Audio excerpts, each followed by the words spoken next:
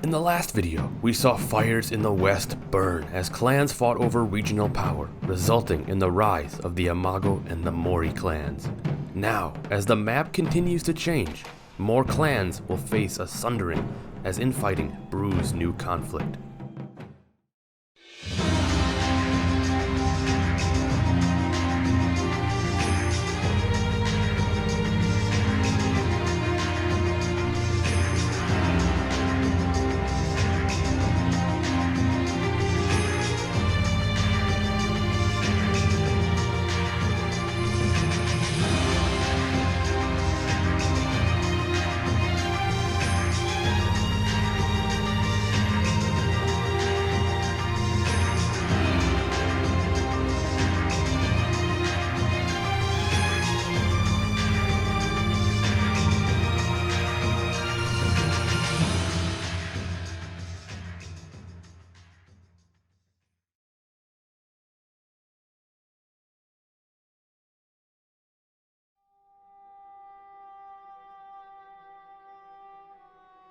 Since the 10th century, the Shimazu clan had ruled over the southern tip of Kyushu, over time steadily growing their influence, controlling not only their own home province of Satsuma, but eventually coming to dominate the provinces of Osumi and Hyuga, however not expanding their territory into Higo, which was home to several minor clans who tended to throw their support behind larger allies.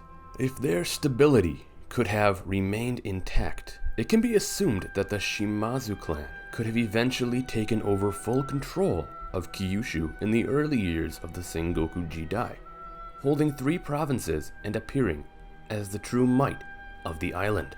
Yet tragedy for the Shimazu would unfortunately strike after the death of the clan head Shimazu Tatsuhisa in 1474, causing tension between rival branches of the clan as they attempted to assert their authority, while Shimazu Taramasa assumed the position of the new clan head.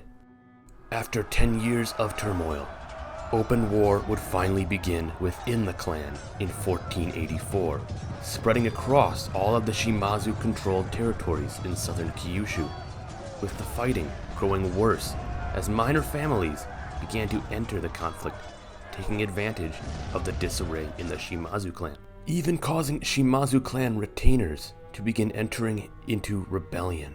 The situation would come to a head in 1506. After years of fighting, the Shimazu clan would lose their control over Osumi and Hyuga as rival clans stepped in to assume new rule, with the Kimotsuki clan taking over Osumi and the Ito clan taking Hyuga. As the Shimazu clan fell apart, Taramasa, feeling the weight of his failure to stop the collapse, decided to commit seppuku in disgrace. The Shimazu were now only left with Satsuma. However, in light of recent events, it appears the rupture of the Shimazu was somewhat of a wake-up call for the remaining members of the clan, when Taramasa's sons managed to temporarily stabilize the clan, ensuring its survival. However, they would need to work hard in order to retake the lands that were lost during their own infighting, in order to re-establish the might they once had and the respect they once commanded. Another clan that was now also beginning to fall apart was the once powerful Hosokawa. Beginning with the new infighting that broke out within the Hosokawa clan in 1508, prompting the invasion of the Ochi, the Hosokawa began to lose their grip over various provinces. In particular, the first to drift out of Hosokawa authority was Tosa, on the island of Shikoku, which until recently they had been the main force dominating the island, only sharing it with the Kono clan, who ruled over Iyo province. Eventually, the once minor but growing Ichijo clan would manage to push all Hosokawa influence out of Tosa, being backed by several lesser clans in the region, these being the Chosokobe and the Motoyama, who were in fact also rivals, frequently coming into conflict with one another. This first loss of territory would only be followed by more insurrection, as the Hosokawa clan would continue to crumble over time. The final clan that overwent serious infighting and disaster during the early years of the Sengoku Jidai was the Uesugi clan. The Uesugi were known to be one of the strongest allies of the Ashikaga Shogunate, not only in their actual support, but also in their size. At the beginning of the Sengoku Jidai, ruling over Echigo, Kotsuke, Musashi, and Sagami. However, their size did not correlate with their actual military might, as countless branches of different families made up the bulk of Uesugi power. This dysfunction was made first apparent in 1494 when Ise Shinkuro, soon to be known as Hojo Soun, invaded Sagami, eventually taking most of the province by 1516, and finally securing it by 1518 after the siege of Arai, causing the odd story of the Lord of Arai, Miura Yoshimoto, who is said to have decapitated himself as the Hojo forces stormed his castle.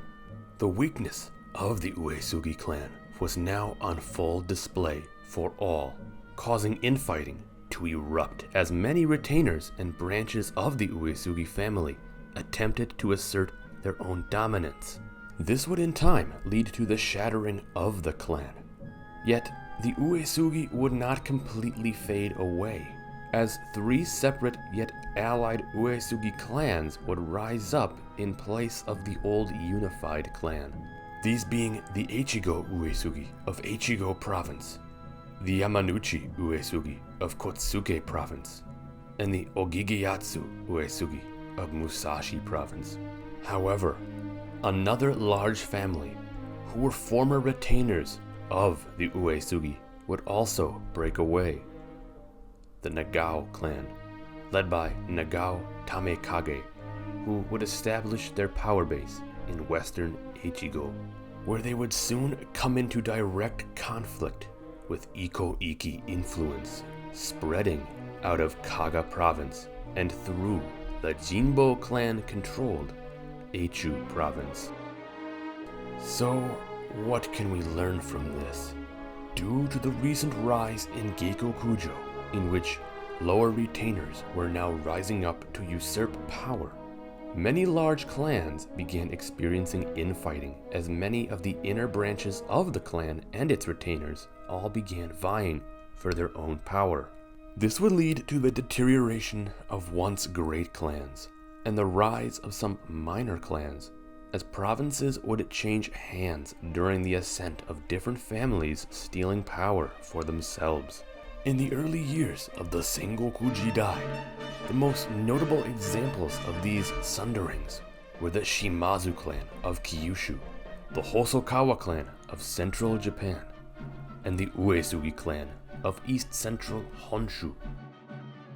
In the next video, to the east, we will see new wars begin as the Hojo continue to expand into the Kanto region, and in the west, the Shimazu will face yet another civil war. Thank you so much for watching, and don't forget to like and subscribe if you enjoyed this video and found it to be most informative.